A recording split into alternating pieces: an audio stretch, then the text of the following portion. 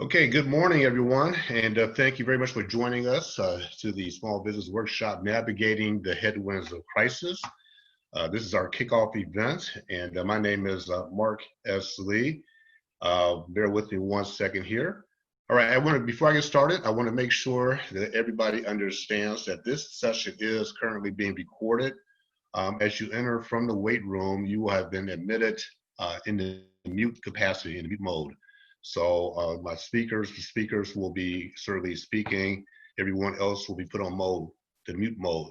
Secondly, if you have an interest and don't want to be seen and just want your name up on the screen, feel free to stop the video as well, and your name should just come right up. So thank you very much for joining us.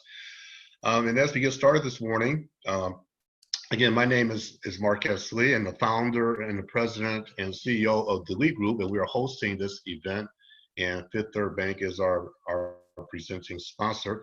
The Lee Group is an integrated strategic marketing consulting organization based here in the Detroit area. I'm also an adjunct professor, not at one, not at two, but at 3 different universities here across Metro Detroit.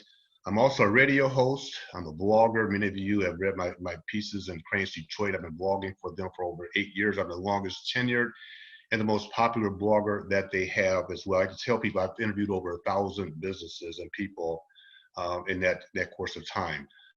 I'm also a media contributor. I contribute to the various TV outlets here in town. I do a lot of public speaking as well, so I'm very fortunate. But it's not about me today. The work that I do is focused primarily on entrepreneurship and small business development and its role in revitalizing Detroit, and of course, my education. For my students, I focus in the College of Business as well. So I want to thank you for joining us this morning for the 6th annual Small Business Workshop, which is in fact presented by Fifth Third Bank. But while this is our 6th year, this is in fact our very first virtual online series. Like everybody else, we've had to pivot. And we started planning this event several months ago. We had planned on an in-person event, as we've done in the first 5 years. I always do it in Midtown Detroit. I always try to support the city, of course. But of course, we all have the stay-at-home orders due directly to the COVID-19. As everybody else, we had to pivot this workshop. So we put everything on pause for about 5 or 6 weeks. I usually hold this event the first week in May, which is National Small Business Week, and we always hold it in the month of May because that's National Small Business Month. But here we are, we're here. I'm happy we're here. We had to pivot, and I'm so glad to be here to be a part of this online virtual series with you. So what I'm going to do is to pause, and we, as I referenced, is we have a presenting sponsor. They have been with me since day one. As I would like to introduce Mr. Mark Baker. And before Mark speaks, as we go through this series, this morning's session, questions and answer, you will be submitting Q&A through the chat room, and we'll handle questions that way. All right, without further ado, I'd like to turn over to Mr. Mark Baker. And they've been with us since the beginning. We appreciate all they do in Detroit and their support for our annual workshop. They have been here with us since day one. So Mark Baker is currently the Senior Vice President who leads the Fifth Third's business banking team in Eastern Michigan, and to say a few words on behalf of Fifth Third Bank. Mark? And you want to unmute yourself as well, Mark.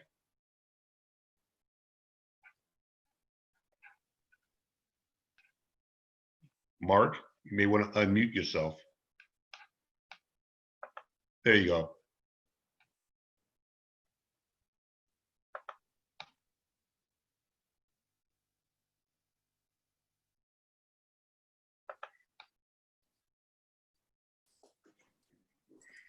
All right.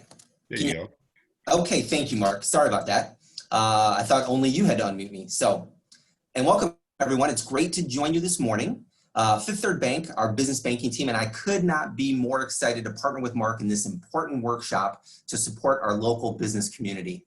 As Mark mentioned, this is our 6th year of sponsorship for the workshop, and it could not come at a more critical time. Our business banking team has locked arms with our clients during this time of their greatest need, and the topics for this workshop are exactly what we need right now. Those topics include pivoting, restarting your business, financial strategy, operations with social distancing, and then finally, relationship and network value. So I think those are some absolutely on point and very important topics. Mark mentioned earlier, but I think he didn't do himself justice. When we first started talking about this workshop way back, and I think is maybe January, February timeframe. Obviously, COVID had not hit in full yet. We'd heard about it; it was something far away, but it really wasn't at our front door. As we started to talk about this and develop it, that's when COVID hit here locally. That's when the quarantine started. And I do have to say, and I don't think Mark would say this because it's never been his style to toot his own horn, but both he and Jennifer Gomez have absolutely put on a clinic in managing in a time of crisis. As the crisis deepened and Mark looked at this, he realized we needed to make a pivot to move this online. That changed everything, not only how we did this, but the topics that we needed. So to sit here and have a front row seat in seeing how Mark managed through this, it was really impressive. So I just want to give him, kind of the kudos for being able to do that so well. And I think that actually leads right into this particular workshop because he exemplified what we're going to talk about in the coming weeks with this. Also, as I wrap up my comments, I'm going to share some insights from firsthand COVID stories. Like everyone here at Fifth Third Bank, we each, all of my Fifth Third teammates, helped dozens and sometimes as many as 100 small businesses, both here in Detroit and around the country. There were some key similarities among all those businesses as we talked to them during this time. The first one was disruption, disrupting their business. They closed, something that maybe they never thought could be possible, that there would be someone that told them that they could not open their doors, that their phones would not ring. So this disruption impacted their customers. Who'd have thought that we could not have foot traffic into our stores? Who would have thought that we could not have foot traffic into our restaurants? So it impacted their customers. It impacted their suppliers. Whereas maybe we took for granted being able to get the product and the services that we want. All of a sudden, that was disrupted. So that was the first thing.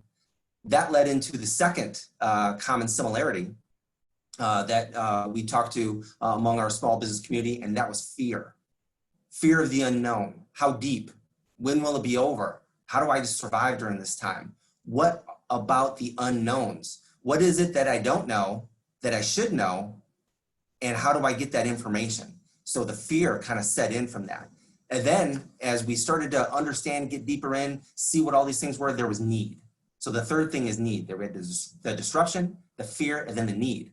Who can help in a situation where no one has experience? How do I get resources to help myself, my business, my employees, my customers, my community? How do I get those resources?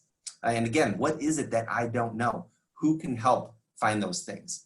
This is exactly where this 2020 Small Business Workshop steps in. In the next few weeks, we will unpack specific tools and resources to help each one of us get back on a solid footing, not just to survive, but to thrive during these crazy times. I'll wrap up by saying it again. Fifth Third Bank is honored to be part of this workshop and to continue our support and commitment to our business community. Please enjoy the workshop, ask questions, take notes, and reach out for more assistance. Thanks again, everybody, for having me. We really appreciate the chance to partner, and I wish you all the best as I turn this back over to Mark Lee. Thank you. Thank you. Thank you, Mark Baker. We thank you, and we thank Fifth Third Bank's support. Dave Jordan, his team have been phenomenal partners over the years. They made a very strong commitment to the city of Detroit, and we appreciate you being with us every single step of the way. Also, I'd like to acknowledge another sponsor who will be joining us briefly just to make a couple of comments as well. We have with us Mr. Calvin Jackson. He's with Comcast Business. He's been with Comcast Business for a little over 3 years and is currently working as a business account executive and has been consistent with meeting and exceeding the organization's expectations in his current role. And Calvin's been one of the top reps with helping businesses understand and take advantage of Detroit's Project Greenlight program, which is serving across the city of Detroit. I'd like to take a moment to welcome Calvin Jackson. Calvin? Good morning, all. Good morning. Can you hear me okay, Mr. Lee? I hear you just fine. Perfect, perfect. First, I would like to just take this opportunity to thank you for the invite. We appreciate all that you are doing in and throughout the community as well. Comcast has been a proud sponsor to help small business in and throughout the Metro Detroit area for many, many years. One of the things that I definitely wanted to point out is Comcast has been committed in this time, in this pandemic, just to helping business however we can. You can literally go to Comcast/COVID-19 and just get a good glimpse of what we're doing, what we've been able to do in and throughout the community, and different businesses that we've been able to assist and help as well. And that's for the residential side as well as the business side. And I'm not going to be very long at all.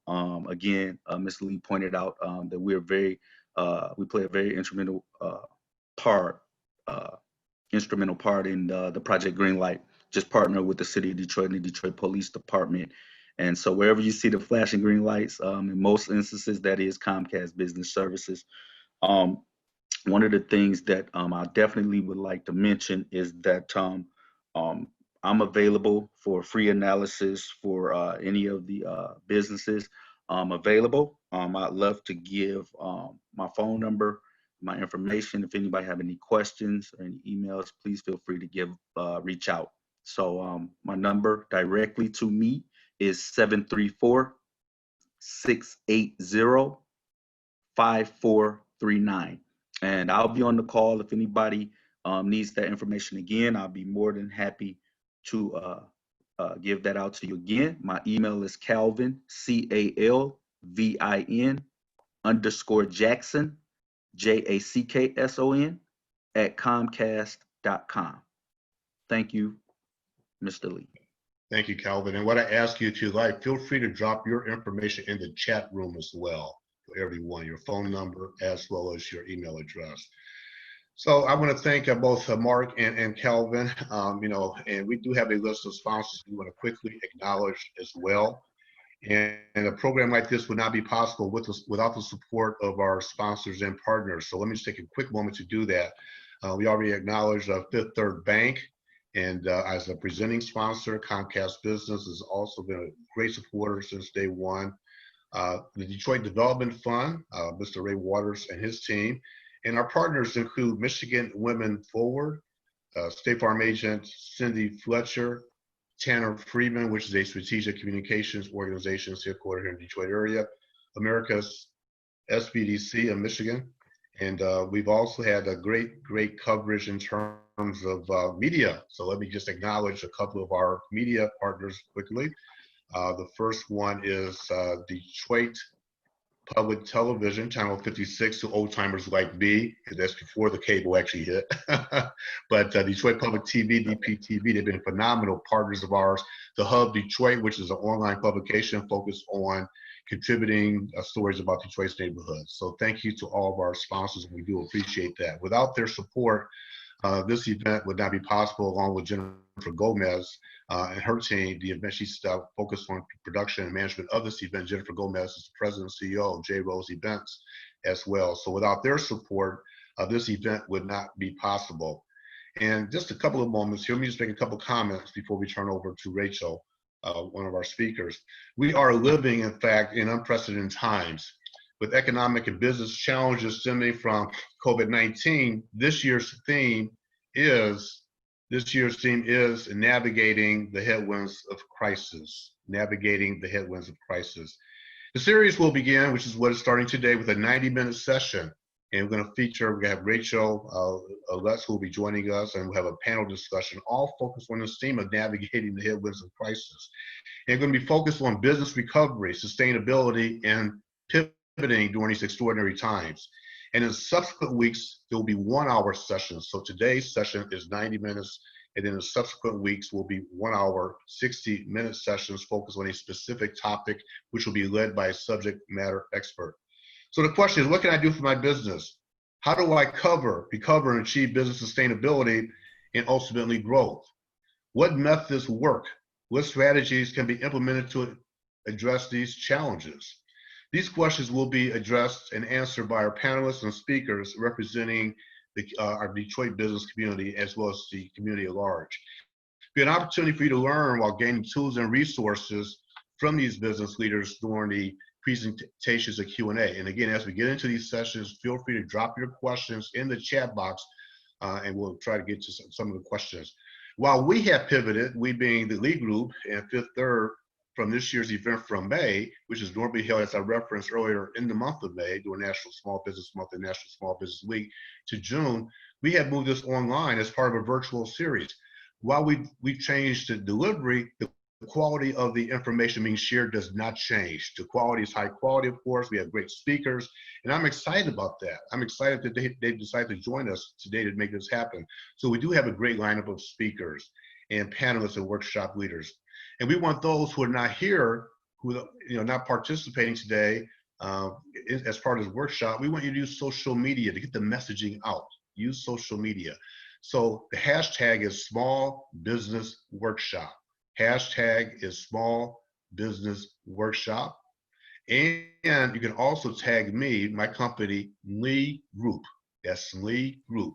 Go ahead and tag that, and I'll make sure you retweet it, and we'll follow you as well. We want as many people as possible to know about this workshop. And again, this event is being recorded, and it's what's going to be posted on Detroit Public Television's YouTube channel. We are living in times where we have social distancing, staying at home, and now working from home, although the state is beginning to reopen, people are slowly going back to work. These headwinds have changed all aspects of our lives, and we're adjusting to this thing called the new normal. Small businesses are no different, and continue to grapple, continue to struggle in terms of staying open, quite frankly. I wrote a story recently in Cranes, and I wrote a story as it relates to in Cranes not too long ago, and I found an interesting stat where over 100,000 small businesses have permanently closed, according to the Washington Post, over a 8-week period since the launch of the pandemic, if you will.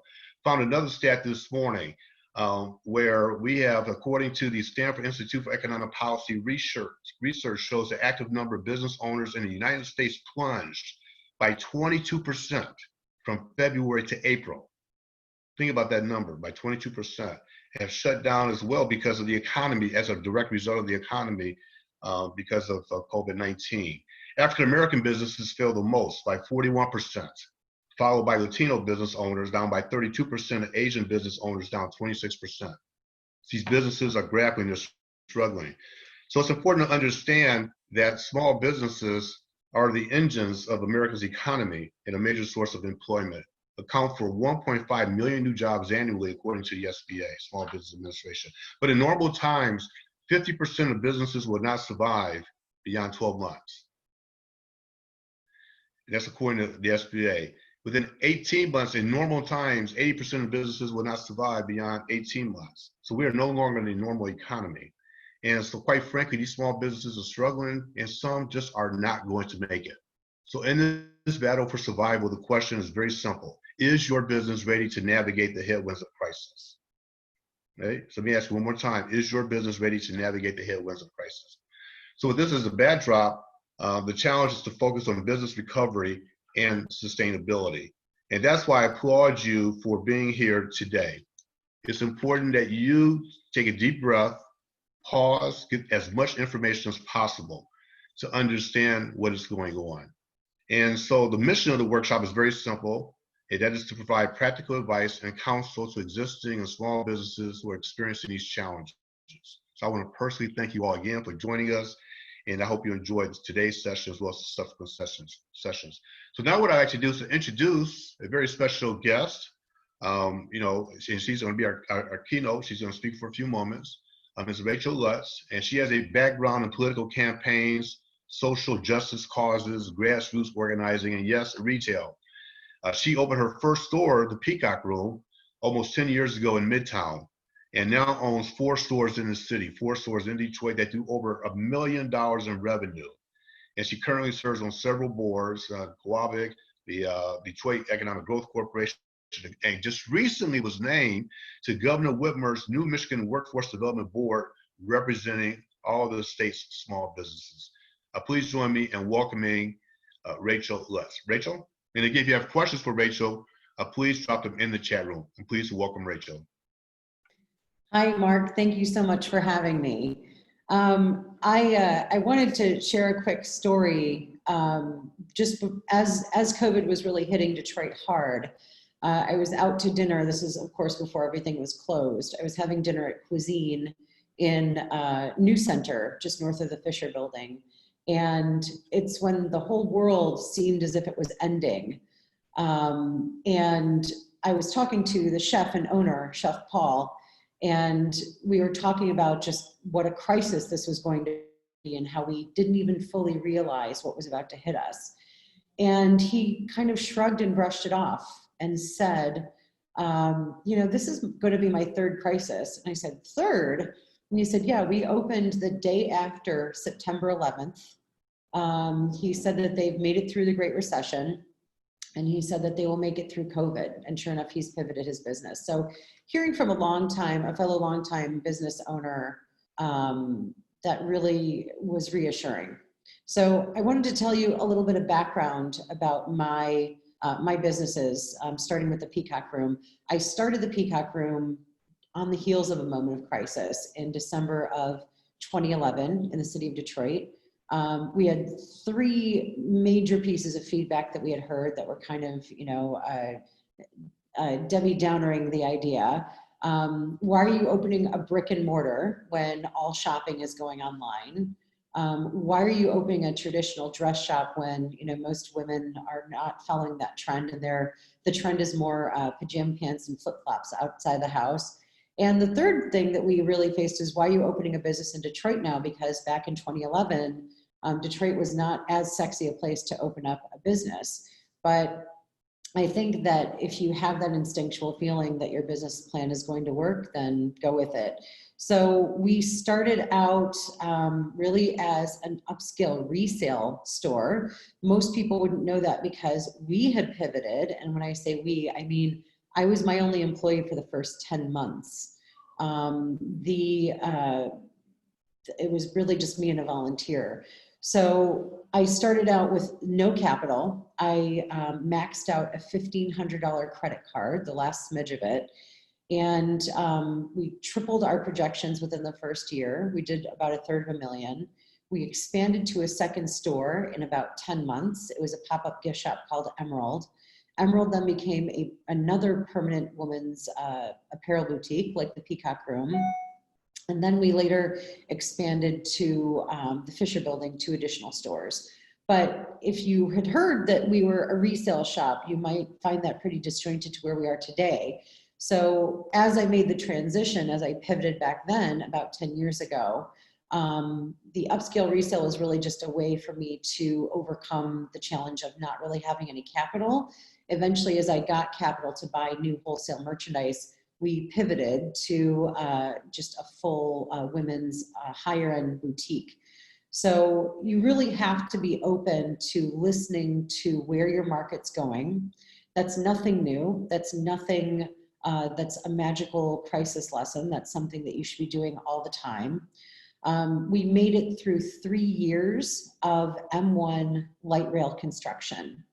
The actual project took shorter than that, but we were impacted by construction for 3 years. So again, another encouraging sign that this is not anything that we can't overcome. A way that we have pivoted our business, and I say we now because now we're between 12 and 20 employees, depending on what time of year and what season. We started getting dragged kicking and screaming into Facebook Live. I'm not a big fan of video. I don't like doing video, but at this point, when our doors were closed, we had really no other choice. We've always wanted to be a community presence. We always wanted to serve the neighborhoods of Detroit. I've never wanted to be an online store. And I think that the go-to answer for pivoting for retail, a lot of people would assume, is just pivoting toward an online store. That's a whole separate business model, really. So we transitioned to Facebook Live. It was still conversational. It still allowed us to have a relationship with our customers. It allowed us to have the back and forth interaction. Through these Facebook Live shows, they turned into a combination of Oprah's Favorite Things, Mr. Rogers' Neighborhood, and QVC. People really responded strongly to them. We would show them product. I would talk about it. We would interact. They would ask questions. And then we would fulfill the orders on the back end. That's been challenging. It is, again, a whole separate business model. So we have to figure out how to do the fulfillment, but we found a format that works for us. Another way that we have pivoted our business is, you don't just think about pivoting your customer facing functions. A lot of us think of pivoting as, should I be buying different merchandise? Should I be, sending emails versus, in-store signage? You really have to look at your internal operations as well to pivot. So for example, trade shows have become quite an issue. It's very stressful to think about getting on a plane, going to a crowded convention center, and going to a trade show to buy my inventory. So I was talking with another retail store owner, actually in a different market in Lansing, Michigan. We're in Detroit.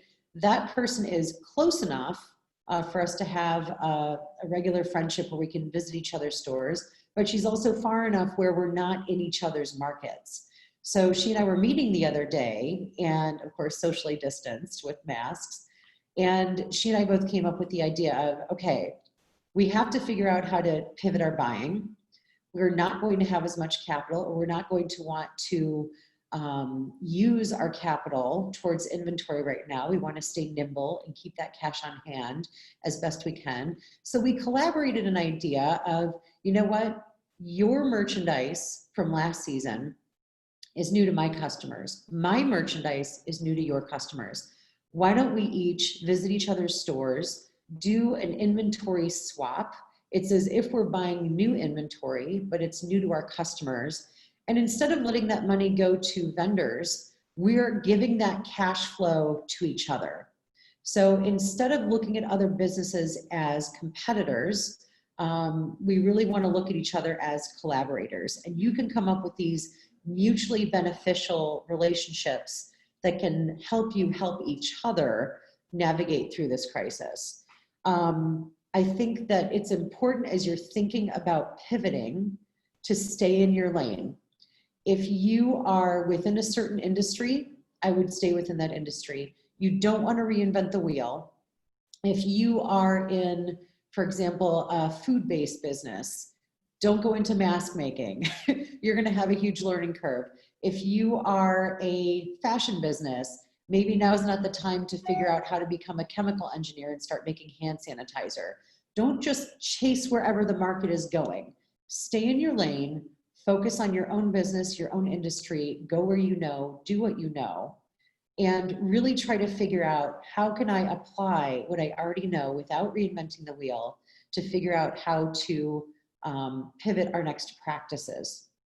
I think that by really looking inward, really examining everything, this is a forced opportunity for you to really build the business that you want to build. I think that it's really important to, never let a good crisis go to waste. I'm sure you've heard that expression before, but it's true. You really want to, as if you own a store, you want to take inventory of what you have, what skills you have, what assets you have. Your brand is an asset. You don't want to water that down by, again, scattering your attention to new things. And then you really have to think to yourself, what direction do I want my business to go in? Look at all possible avenues. Look at every single line item on your spreadsheet that you need to examine. And like, for example, our Facebook Live pivot, we did record sales in less than 2 hours than we would normally do on our best Saturday. So if you really start to examine how you do business, it's conceivable that you could eventually look at the COVID crisis and say, that was the best thing that ever happened to our business.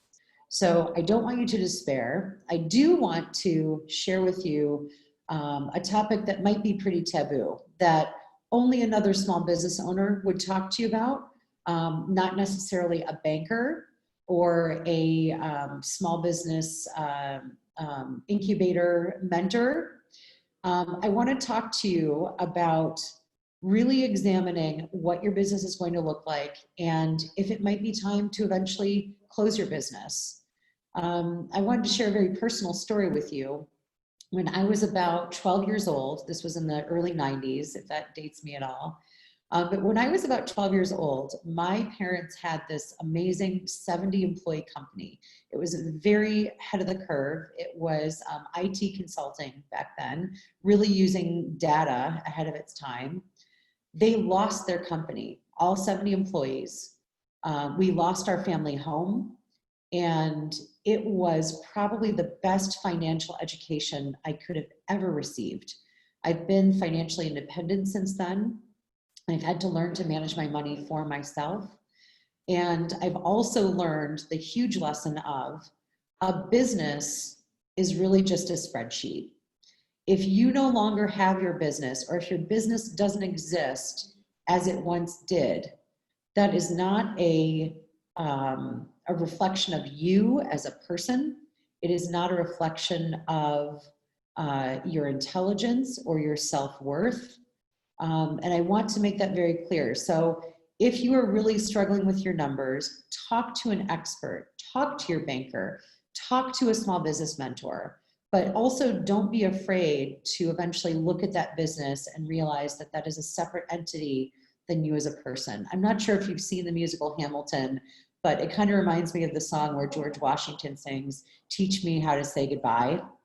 And it talks about, you know, eventually bowing off stage. So if that is something that is inevitable for you, I think that it's okay to deal with the stigma around that and realize that not every business lasts forever. When I was taking a business plan writing workshop with SCORE years ago, they did emphasize that your exit strategy for the business is one of the most important parts of your business plan. So don't be afraid to confront it.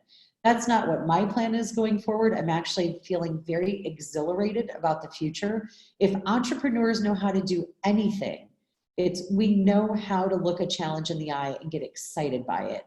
So when people ask me how I'm feeling now, you know, how are you doing? Months ago, when another business owner would ask you like, hey, how's it going? The standard response was we would just erupt into laughter because that's all we could really do. We didn't know how to answer that.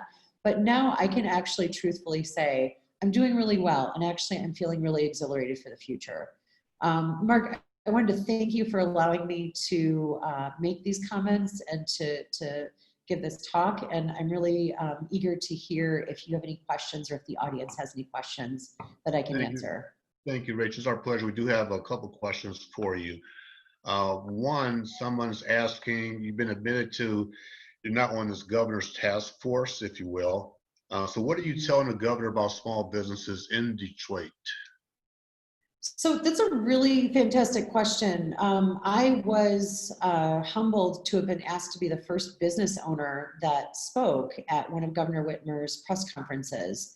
And I've gotten a lot of, you know, jokes and ribbing that, you know, I must be BFFs with the governor. But I actually got on that stage because I wrote a pretty critical letter to the governor. I wrote it thanking her sincerely for the stay-at-home order. We need communities to come back to. It's not as if the government has shut down my business, it's that COVID has shut down my business. And I think that that's really important for people to appreciate the difference. I basically wrote, again, thanking her for the stay-at-home order and saying that this is what was needed to actually, in the long run, help the economy to get COVID under control. But I also said that in the first executive order, it was not small business owners were not protected. For non-essential businesses like mine, like clothing boutiques, for a non-essential business, we technically were not allowed to, or it was a very gray area, that we could even do curbside pickup or go to our stores to fulfill online orders. And I basically had said in this letter that, yes, there are resources out there available. There are mountains of paperwork for us to process to hopefully maybe get a PPP loan, if that even arrives in time. We're not getting rent relief, which I think is a huge issue that people are not talking about. How can you operate at 0 to 50% capacity and still be responsible for 100% of your rent? The math just doesn't make sense on that. So I explained what it was like from, you know, the shoes of a small business owner, that we were involuntarily shut down. We needed to figure out a way to balance, and I emphasize balance, keeping everyone safe. That includes both our staff and our customers, and also allowing the economy to at least operate in a minimal way until that relief did reach our hands, if it even reaches our hands. There are plenty of small businesses in Detroit that I have spoken to that are just heartbroken because no matter how many of these programs they apply for, it's just not going to help them. The help is not going to come, or it's going to come too late. And I think that a big misconception out there is that our customers are thinking, oh, you got the bailout, right? The small business bailout. There really is no small business bailout. There are a series of programs that we can apply for that we may or may not be eligible for, that may or may not even help us, but there really is no bailout. The only bailout that's going to happen is by the public supporting us. So we have been encouraging people, if you know of a small business in your neighborhood, especially, as you said, Mark, especially women and minority-owned businesses have been hit the hardest and have been historically disadvantaged the most. It's like a two-gut punch. If you really value those businesses and you want them to stay in your neighborhood, don't wait for them to get a magical, bag of fairy money that's going to drop out of the sky. It really needs to come from your own wallet. So whether that is buying gift certificates to help give them cash flow, or whether it is going in and intentionally spending money, whether it's for curbside pickup or shipping, or if you feel comfortable going in their door, that's really the most reliable bailout there is the community support around these businesses. And if you don't support those businesses, by the time this all shakes out, you're going to end up with a lot more empty storefronts in your own neighborhood. Yeah, and I also want to point out, and for some of us are joined a little bit late, so I want to re-emphasize a stated point that I made up front. According to a recent study for the Stanford Institute for Economic Policy Research, it shows the number of active business owners in the United States plunged by 22% from February to April. Think about that, 22% or 3.3 million from February to April. So that's actually, so the pandemic hit in early March, so this goes back to February. There were some early reports back in February. That's when the economy basically shut down. And to Rachel's point and what I stated earlier, again, this is very important that you understand this. African-American businesses feel the most, at 41%, followed by Latino business owners at 32%, and Asian business owners by 26%.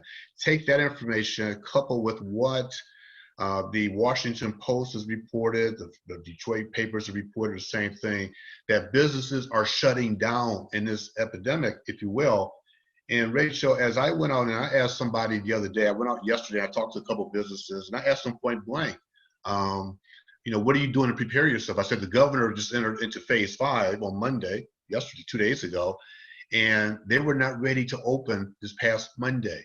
So before we let you go, tell people on this call, on this video chat, what should they be doing now as they prepare to get these businesses open? I can't tell you how many times I've been asked, you're open, right? Theoretically, I can be open. What am I opening to? I'm opening to 90% less foot traffic.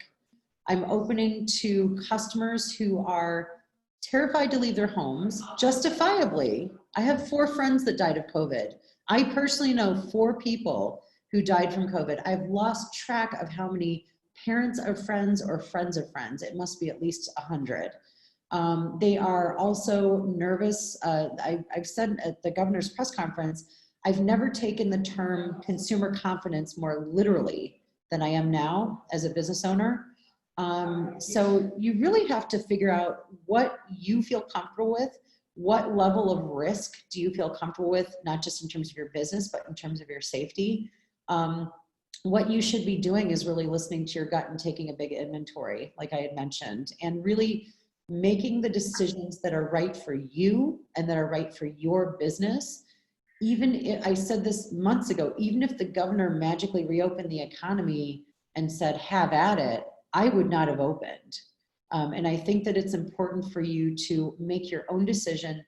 Same thing you do with any major entrepreneurial decision is get as much information as you can, find people whose opinion you implicitly trust, bare your soul to them, bare your books to them, show them everything, you know, really like go out there, you know, open vest and say, here's my situation, here are my numbers, what do I need to do? And you need to figure out what solutions make the most sense for you. That's the best advice I can give. And to stay hopeful. I feel hopeful. We have a lot of reasons not to feel hopeful.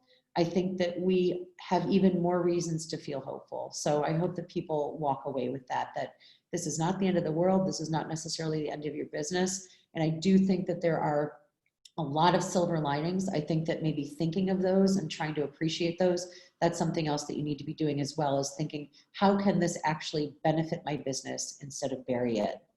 Okay. Rachel, I want to thank you very much for participating and sharing with your thoughts. If you don't know Rachel, I've known Rachel for a few years. I actually ran into her first time, talking about the power of the network. I ran into Rachel, I'll never forget, at Midtown, and she pulled me over. I know you were reading my blogs, or you recognized me somewhere, and we got into a casual conversation, just a very casual conversation, and we started running into each other over the years. I've been tracking her through social media. I know she's been tracking me through social media. So there's the power of the network, and make sure, that's why we do this workshop as well, to give you an opportunity to leverage that power of the network. So I've been tracking Rachel, and Rachel, I want to say on behalf of this situation today, the workshop, we want to applaud you for your new role with the governor, being on that task force. Take Detroit to Lansing with you. Take the state of Michigan to Lansing with you, and continue to represent the small business, the entrepreneurial ecosystem very well. Thank you very much for your time. Thank you. I will absolutely do my best. Thanks for having me. My pleasure. All right, what we're going to do now is to segue into the panel discussion. We have lined up one of an outstanding list of panelists that I'd like to introduce at this point. So, and they're going to address the question, navigating the headwinds of change and pivoting your business model and approach in a crisis. And so let me start out with Ms. Carolyn Casson. And Carolyn is the president of Michigan Women Forward. It's Michigan's only public statewide organization dedicated solely to helping women and young ladies realize economic self-sufficiency and social equity. And she has shaped an innovative strategic direction for the organization through the creation and support of high-impact programs aimed at advancing the state's women's agenda and developing the next generation of young women leaders and empowering women entrepreneurs. Our next guest for the panel, our next panelist is Ms. Juliana Perry. And Juliana is with Fifth Third Bank, and she's a relationship manager developing financial solutions for companies that have revenues ranging from $2 million to $20 million. And since arriving at Fifth Third, Juliana has drawn on her deep experience in credit and specialized programming to support companies in a broad range of industries, and is often called upon to speak at various small business organizational functions and events, such as I've known Juliana for years. She's an outstanding person, as well as Carolyn. And also, here's the third person, very outstanding, wonderful individual. I call him the mayor of Detroit's entrepreneurial community. You all know him, Mr. Ray Waters, and he's the president of the Detroit Development Fund. And the Detroit Development Fund, they provide growth capital to businesses in Detroit, and they provide financing packages for Detroit developers working on affordable housing projects and commercial projects across the city and its neighborhoods. And DDF, Detroit Development Fund, also provides a line of credit for smaller contractors in the city, allowing them to undertake new construction jobs. So that's our panel, and I'm so pleased that they have joined us. I will be moderating for the next several minutes, and what we're going to do is to I'm going to ask them some questions. We're going to encourage you, as we get into this discussion, to drop your questions in the chat room, and we will engage you as part of this discussion via the chat room. All right, so thank you very much. All right, so what we're going to do is to start with a very basic question, and we will start with you, Carolyn, and talk about, we're going to give each one of our panelists 3 minutes to really talk about what does navigating the headwinds of crisis mean to you. So let's start with the overview of the organization one more time, and then for 3 minutes, give your opening statement of what does this concept, navigating the headwinds of crisis, mean to you. Carolyn? Thank you, Mark. Good to see all of your names anyway, if not all of your faces on here. We need to be together again. It's been a crazy couple of months, but I think what we've been trying to do is navigating the headwinds of this crisis every day here at Michigan Women Forward. First of all, we tried very hard to make sure that all of our loan clients had the opportunity to have their loans deferred for at least 3 months. We even got some people to pay off their loans for that period of time, which was pretty incredible. The Detroit community was generous and helped us. And now we're pivoting as an organization.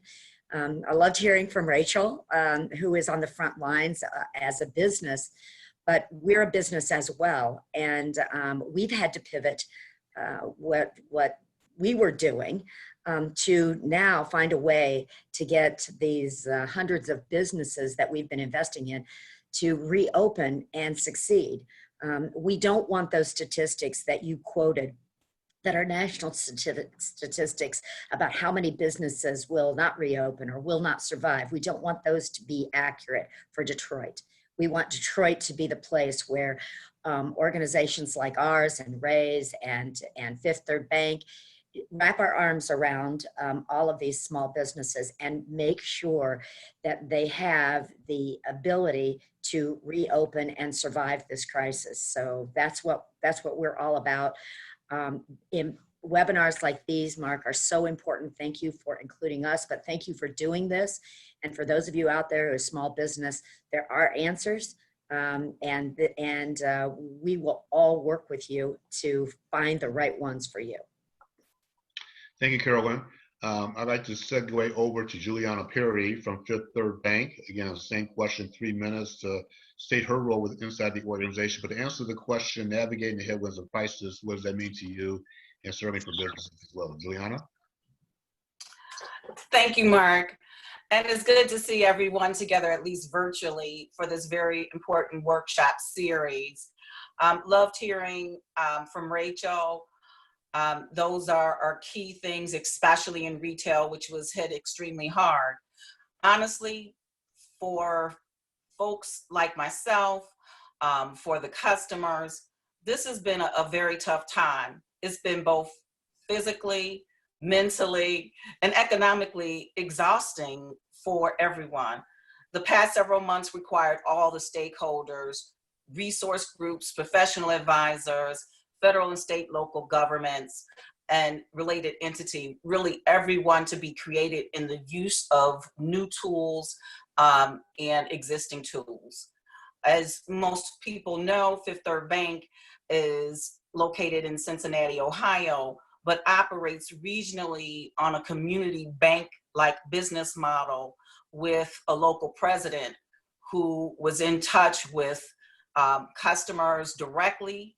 People like Mark Baker, who you heard on the call earlier, helped out and reached out to customers. And we just really were aggressive in conveying what tools we had to tell our customers how to go about navigating.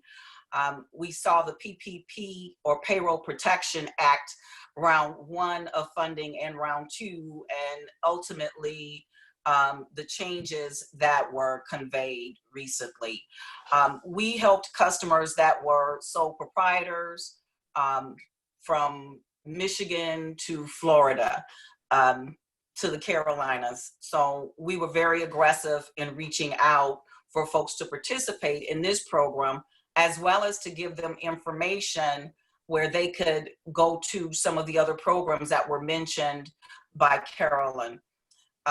Yes, those programs were onerous in the paperwork process, and people didn't hear back for several months, if not at all. So it's very unfortunate. But again, our focus was to do what we could for those business owners that we had in our books of business, and then ultimately in our retail book of business, where they did not have a relationship manager like myself reaching out and constantly communicating. And I think that was really key. For the audience's sake, keep in mind the PPP program is available to you still through the end of June. Some institutions are closing the program down to pivot and prepare for the next phase of the program, which is the forgiveness aspects of it. And a lot of that information will be shared with you through links later on in the chat. But Fifth Third Bank was able to provide $5.5 billion of approved loans and 27% went to businesses that Mark mentioned in our low to moderate income tracks. 83% of our loans evidenced small business focuses with an average of under 150,000 for those loans. 86% of our loans were companies with fewer than 50 employees, and we protected 586,000 jobs in the process. But to be honest, our business owners were truly blindsided. Between February and the beginning of March, things went downhill, and they went downhill quickly. In less than 2 weeks, economic conditions changed, and I recall talking with customers the month before about equipment purchases for anticipated contracts in 2020, or establishing increases in lines of credit, or even I even closed a commercial mortgage for a local dermatologist 2 weeks before they were shut down. Things like that were incredible to deal with, and now the next step was that they were thinking about ways they could still operate as it became evident that their lives were going to be very different for an unknown period of time. So with that said, some businesses were allowed to work remotely or could work remotely. Their employees were in need of technology and those type of resources. Receivable collections slowed or stopped as businesses couldn't pay due to lack of cash flow, or even impacted by the logistics of those processes. And I had clients call me on a Friday night, close to 6 o'clock. I need to buy 20 laptops. What can I do? We made it happen for them. As a banker and as an institution, our actions had to be quick, intentional, and yes, strategic. But the delivery had to be very genuine. I received phone calls all times of the day of night, 7 days a week, even on Easter. Folks were just worried about what can we do? Are you going to be there? And I think the key thing was communications. They wanted to hear from us. Even if I didn't have the answers, they wanted to hear from me and listen to what I was, what I knew and what I didn't know. But the key was being accessible. So going forward, I think, you got to keep the communication lines open with your banker. You got to keep the communication lines open with your customers, your vendors, and that includes insurance carriers, other financial advisors, and employees. Include the employees in that discussion of, what can we do? They might have ideas that you haven't thought about, but it's a collaborative effort. I had customers making lemon out of lemonade. One customer, an essential business, was able to, yes, they lost the seasonality of some of the businesses that they would have had ordinarily, but ultimately they replaced it with calling some of the businesses that were open, essential businesses, healthcare, construction sites, and things like that, and actually replace that revenue.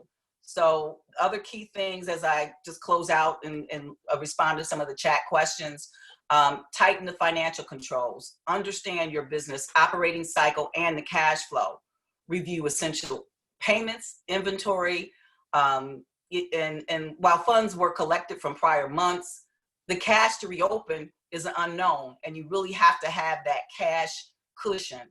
Talk to your bankers, talk to your vendors, get revised contracts, lower costs, deferments. SBA deferred payments for 6 months for those who had SBA loans outstanding in good standing. So again, lastly, technology upgrades to facilitate business continuity is important, and the security of that business is key. So make sure that you protect yourself against fraud, and really rely on your networks, your industry groups and other business owners, like Rachel said, to survive this time. Looking forward to more panelist questions. Thank you, Juliana. Ray, we'll give you a chance to have your 3 minutes, and then I see the questions are beginning to come into the chat room, so feel free to drop questions into the chat room. Ray, back over to you. What does the navigating the headwinds of crisis mean to you and for businesses as well? Thank you, Mark, and welcome to all of you. I thank you to the sponsors and all who are here. This is a valuable conversation, and I think as you go through the next seminars that will happen in June and July, Carolyn and Juliana are correct. Our focus really began quickly in February when this started, not on the Detroit Development Fund, which, as you pointed out, Mark, we've been supporting small businesses in Detroit for the last 20 years, but it really began to focus on our customers, just like Carolyn said. How can we do things that will help our loan customers get through this unfortunate situation? And to Carolyn's point early on, we were able to find ways to defer loan payments for our loan customers, as she did. Carolyn and I have been part of a program that has also helped loan customers where we can figure out ways to make payments for them, their principal and interest payments for the next 6 months, kind of what Juliana was saying about the SBA. All of the things we can do to try to keep cash in that business to help them get forward. It has been an incredible time, and Juliana and Carolyn said it well. It's really about communication. Our customers, loan customers, want to talk. They want to find out what it is they can do and we can do. And I think we're starting to finally put together in the last month a real bucket of resources for companies that they can go to. I'll speak specifically to what Carolyn and I are doing because we work closely. We have programs that can provide technical assistance to these small businesses. Many of them, as Juliana pointed out, may need some help with accounting, with cash flow. And we have ways to put them at no charge in front of the Accounting Aid Society and other accountants to help them get through that. I think today for the small business community, the most difficult thing for them is knowing where the resources are to be able to find what they need. A program that some people know about, but Michigan Women's Forward and DDF are partners with, is the Detroit Means Business Program. It's a website and a program, and they're helping small businesses. And last week they provided 3,400 free pieces of personal protection equipment to businesses who are trying to open up. And it's programs like that that small businesses, I think, because you're spending, quote unquote, 24 hours a day trying to figure this out, don't know where the resources are. Mark, I think what will be really good and is about this program going forward is letting these businesses understand where the resources are. We've created forums for companies to talk to each other. Rachel mentioned it earlier. It's really important to talk to other small businesses and get a comfortable relationship with them so you can talk candidly about what's going on. Sometimes loan customers aren't as willing to talk candidly with their lenders as they are other customers. And I get it, I've been there. So we're trying to set that up too. And it's all an effort on all of our part to try to figure out how to help these businesses move forward and help pay their rent. And Fifth Third has been very supportive of programs that we have that we're using to help small businesses, particularly the Entrepreneur of Color program. They've been supportive of the Michigan Women's Foundation, the Michigan Women's Forward, sorry, Carolyn.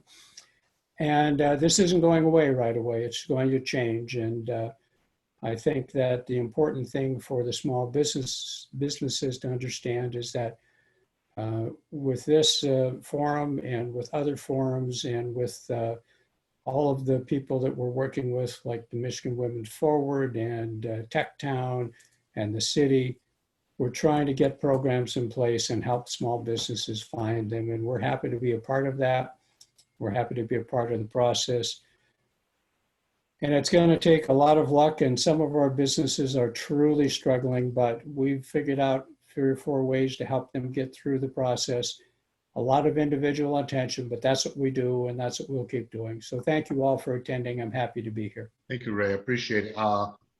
Thank you. If we could, we have a couple people who are showing their video. If you could pause, hit stop video, if you don't mind, please. Otherwise, I will send you a private message, or I will have to remove you from this event. So I'm asking you to please remove, to go ahead and pause your video. Otherwise, I will be removing you from this particular event. And also, Mark Baker posted a website, a link for you, posted a link for you for these, let's see here, bear with me, I'm sorry, I apologize, for the SBA relief programs. So he posted it on the chat room.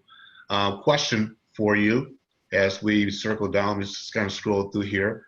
The city and state are beginning to slowly open. And as I asked before, and Rachel kind of answered the question as well, but Carolyn, what should businesses be doing now? I mean, again, we're hearing, people are pausing, but they're not exactly sure what they should be doing. What should they be doing? Well, they should be starting to think about how they're going to reopen or pivot their business. Exactly what Rachel said. Face reality and figure out, and if you don't know how to face it for yourself, that's what we're here for. We have, great people on our teams.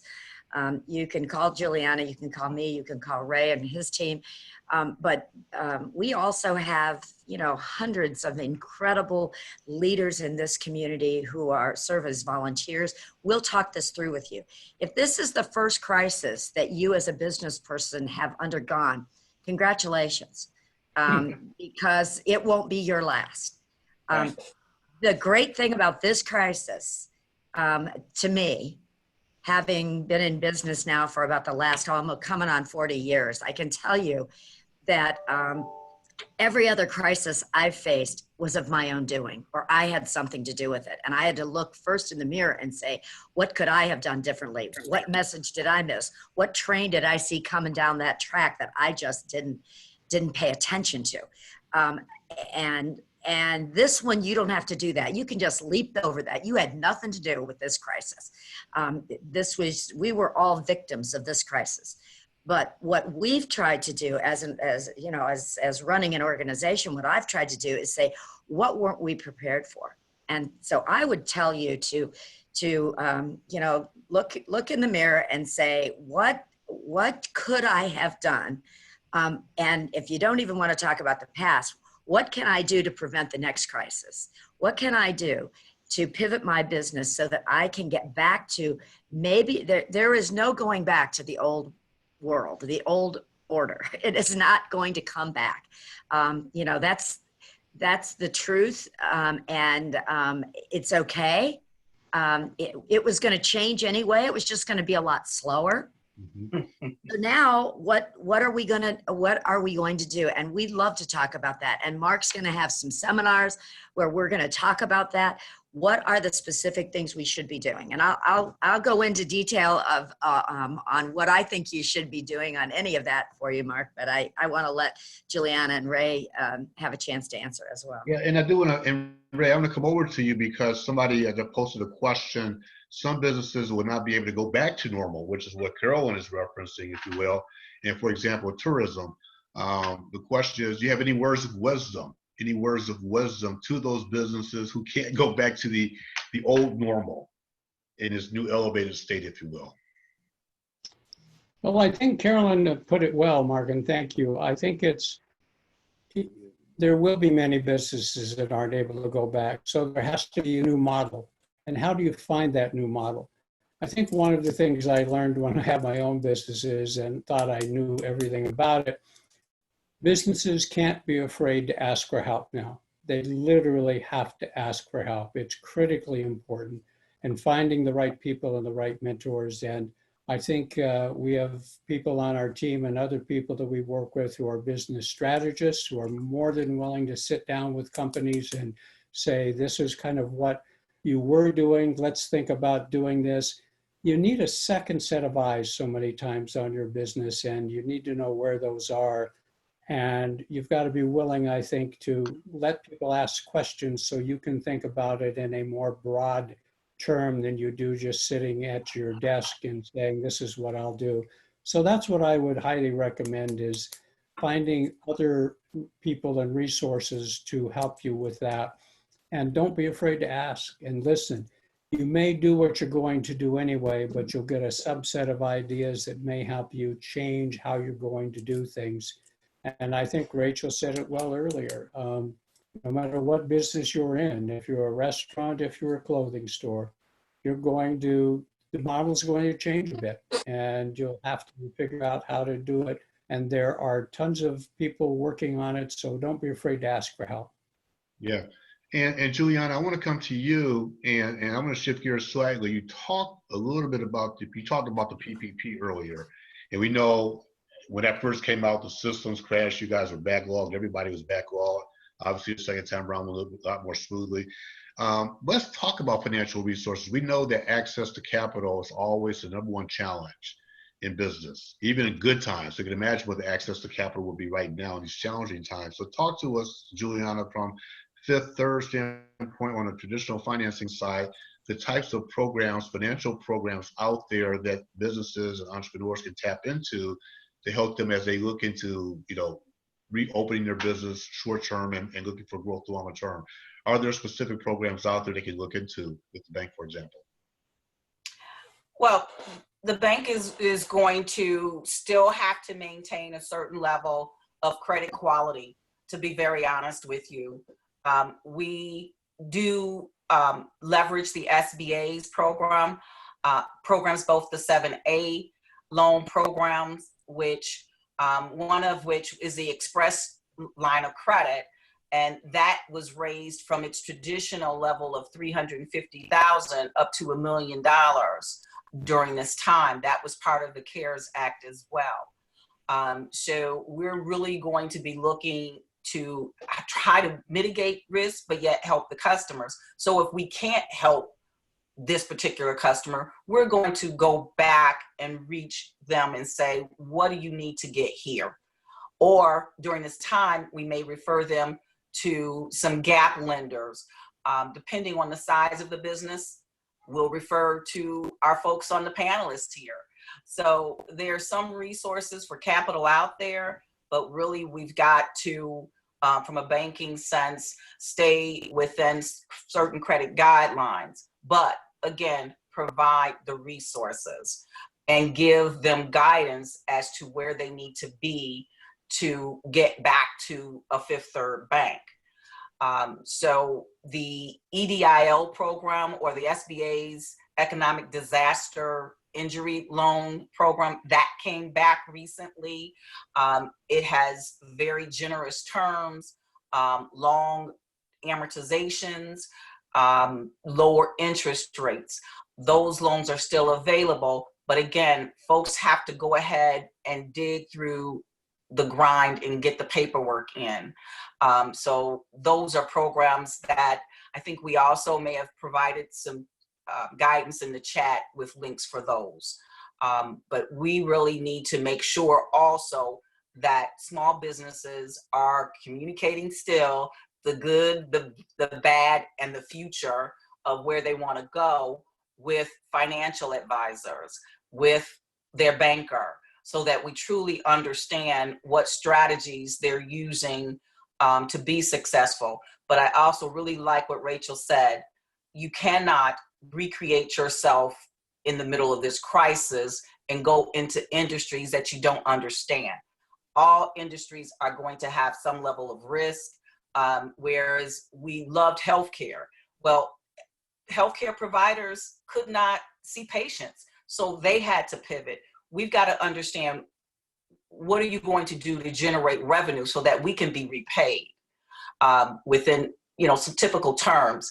But again, referring to our partners in the financial ladder world, as I like to say, there's also county programs available. Macomb County has a loan fund that they just launched.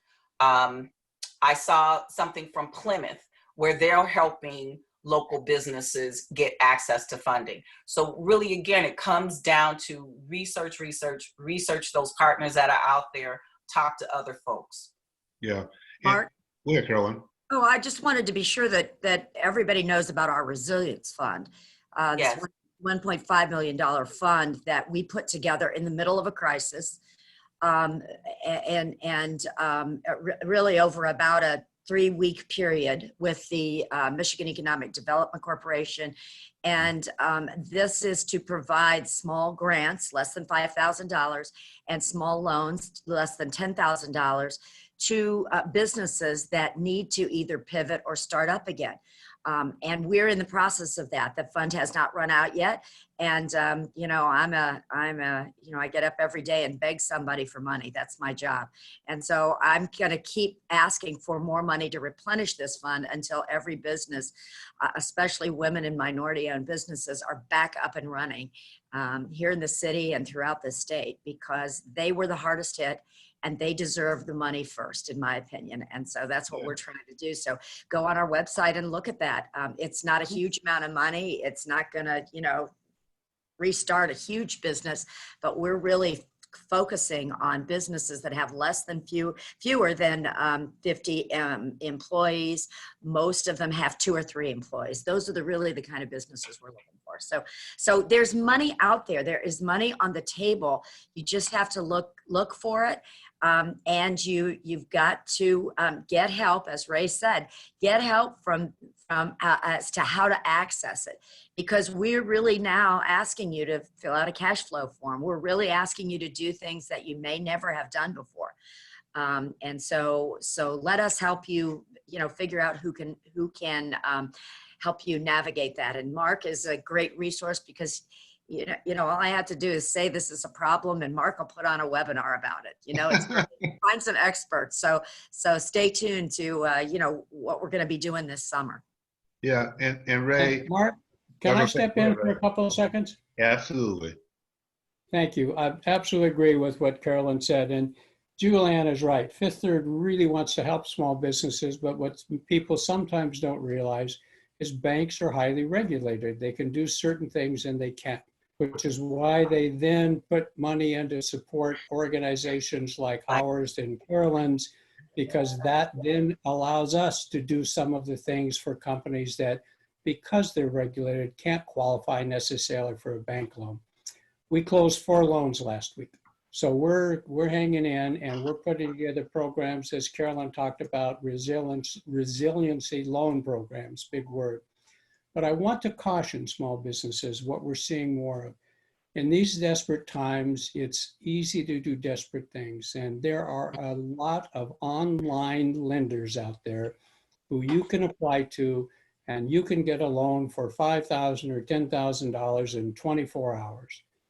The challenge with it that businesses don't understand, and I get desperation, I know they're going through their head, is that they will be paying interest rates in many cases of 30, 40, and we've seen as high as 100% interest.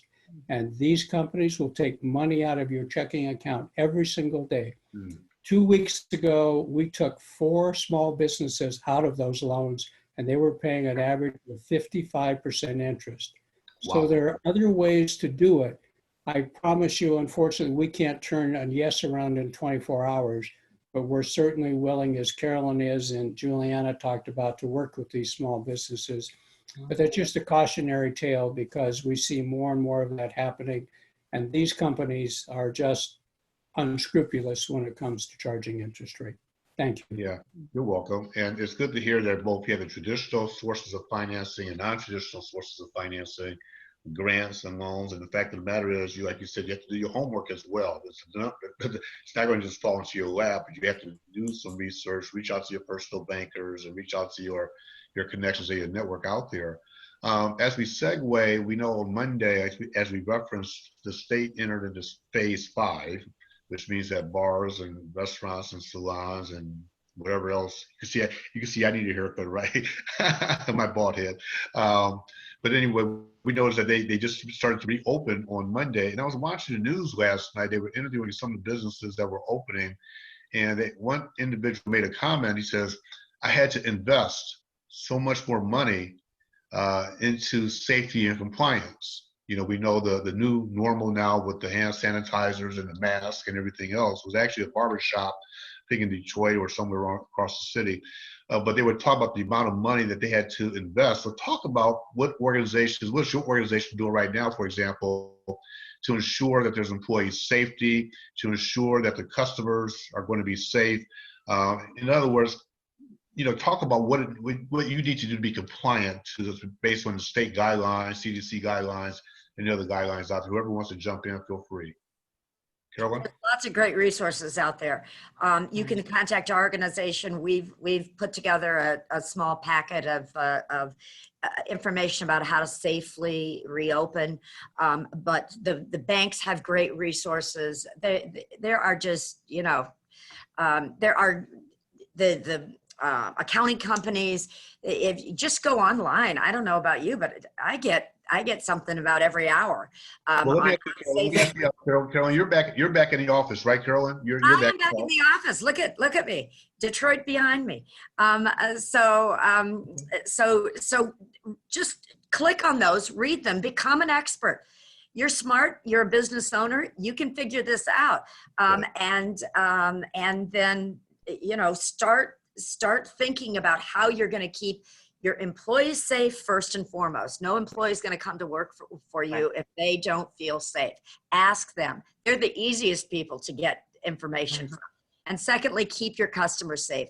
And if you haven't asked your customers if they feel safe coming back to your store, your business, find out. Ask them. Send them a quick email. You know, the great thing about this crisis has been we've had a little more time to interact with each other, you know, and answer an email sometimes. And so just ask them, what would I need to do to make sure that you would come back to my store? How would that be comfortable? Would it be hours that you know are that meet your needs better? Whatever it is, they'll tell you. Absolutely. Juliana, I know that Fifth Third, I don't know if you're working from home or if you're working in the office. Oh. When I was talking to Dave Jordan last week, the president of the regional president for Eastern Michigan for Fifth Third, and he was referencing that employees are beginning to go back into the office last Monday. I know Martin Baker talked about it briefly this morning before we got on this call. Talk about what, you know, from Fifth Third's perspective, how the employees are being protected, and also, you know, you have customers who might be coming in for loans. How is the bank now handling those loans or those with those types of financial requests in this so-called new normal? Sure. So yes, Fifth Third employees are starting to come back into the main office. Mark was one of them. Our branches are now open to customers. However, the requirements and the signage indicate when you hit the front door, you must have a mask on to come into our facilities. We're also asking all employees to practice social distancing. I stopped in the office yesterday to do some scanning. I wore my mask. In my office, I was able to take it off or lower it. But once I stepped out my office, I had to have my mask on. When I was talking to other employees, we kept 6 feet apart. So it's a slow transition for everyone. You know, some people can't breathe well with them and the like. And, you know, and we'll just joke aside here, lipstick is not very common anymore. But ultimately, we want to make sure both we keep our customers safe and we keep our fellow employees safe. And we had minimal closings during the critical time. So we're proud to say that our retail offices were operating. Our drive-throughs were fully operational, but we were by appointments only, and we let folks know that with signage on the door. From a customer's perspective, as they get back into operations, I think that one of the things that they really need to look look at closely are what are their costs of getting back and starting in business after or post-COVID. They may need to look at personal resources. We're looking closely at liquidity levels, at 13-week cash flows, which are daunting to a number of businesses, but those are really tools that we really need to use. And if they don't have the familiarity with it, we're giving the clients models to use. We're also providing them with free resources through the Small Business Development Center, SBDC. Those technicians do nothing but financial modeling. So we're asking folks when they come and talk to us to really have adequate financial information. And during this time period, the CPA or IRS guidelines were pushed back from April 15th till July. Well, ultimately, we're looking at clients not waiting till July. We need to have financial information to not only understand 2019 operations, but also understand what you did first quarter compared to prior years, and what did you do through this crisis time, specifically April, May, and even June. So that means they've got to be very timely with providing their information to us, and also internally maintaining that quality information. So resources. Other things about opening, I would say, is call your insurance company. Ask them, because I'm sure they carry guidelines for your particular industry. And like Carolyn said, there's a lot of resources out there, and we aren't the experts on it, but there are people. I do receive emails at least 5 daily from other professionals telling us the updates on SBA or updates on, guidelines and state openings and the like. So yes, it's just an inundation of information, but it's useful. At least try to read some of it. Okay. Ray, anything you'd like to say in closing? I'll give each one of you a minute just to give a closing statement. Go ahead, Ray. No, I agree. We've done very similar things with our team. Clearly, we've worked from home for a while. This last week, we started kind of a staggered return where 5 of our team is there, alternating every day. We have masks, just like Juliana said, where we wear them. We've asked our customers when they come in, if they don't have a mask, we have a mask outside and gloves if they want to wear them. We have put together a system in the last 2 weeks where we've actually closed 2 loans online. So nobody had to come in, which was good, and we're going to continue to do that. Next week, the full team will be back, but again, practicing the social distancing. We've changed our conference room, so you can't have any more than 8 people in there. And those are the things we're doing, and I think many of our customers are starting to do too. So it'll be a process. There are a lot of resources out there, as Julianne and Carolyn said, and I'm beginning to think I get an email every hour. So Julianne, if you could memorize all of that for us and send us a memo on what you get, that would be great. But that's what I have. We're doing the same thing. The key for us is protecting our employees. That has to be the key for every business, because if your employees don't feel safe, they're not going to come back. And then secondly, it's protecting the customers, because they're part of our lifeblood too. Outstanding. Well, Carolyn, I'll give you 30 seconds for a closing statement. Sure. Well, anything was closing? Yeah, this is a new world order coming our way. And I don't know about you, but I don't think that the old world order was particularly great. It didn't do too well by women and minorities, I think, in this country. And so I'm looking forward to all of us collectively creating something pretty extraordinary. And there's no better place, I think, in the United States to be than in Detroit, Michigan, to create it. We know each other, we care about each other, we work well together. We're not going to let anybody who can succeed fail. So, just have hope. It won't look like what it did, but I don't know about you, but I say, good. It'll look different. It'll look more diverse. It'll look more inclusive. We have the chance to create it ourselves. So that's how I get up. That's what gets me up every day, is thinking about that. We appreciate it. Juliana, anything in 30 seconds or less that you say in closing? Yes, thank you again. I think the topics are critical for both the banks and sources of funding to talk about, customers to engage, and it is the new normal. We've all got to adapt. My first 25 years of banking was pretty static. In the last, I won't say the number, but in the last several years, and I've known you for that long too, Mark. But in the last several years, change is normal. We've just got to be flexible. We just have to use the resources out there. And again, communications are the lifeblood of our society. And I'm proud to be a Detroiter and work for Fifth Third Bank and other partners to make this what we need to be. All right, well, thank you. Well, before we wrap up, I do want to give Jennifer Gomez a brief opportunity just for a couple of items to review quickly. Of course. Thanks so much, Mark. I appreciate that. And good morning, everybody. I hope everybody found value in today's discussion and conversation. And I just wanted to make sure that I framed, as we close out, the intent of today's session and how that's going to lead us into our next topics. Because as you're probably aware, this is a 5-series event.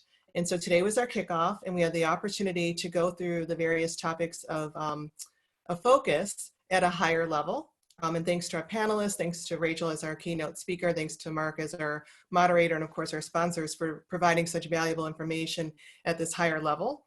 But we want to make sure that we invite each of you, plus any others that you think would be of interest to attend, to look at our upcoming sessions to make sure that you also mark those on your calendar. They're going to take place on Wednesdays. The next one is next week.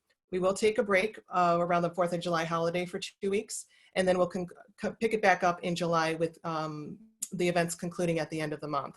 And so we're going to talk in our next session about restarting your business in a deeper scale, all about your marketing. Have you changed your business model? How do you reinvent yourself and make sure that your clients are aware that you're operating in what you look like now and how you're going to be there for them? Our next one will do a deep dive into financial resources and support. So definitely want to make sure that anything we've talked about today, bring your questions. I'm anticipating that in a month from now, things that we will know then will be very different than what we know right now, hopefully for the better. So that'll be our focus on July 15th.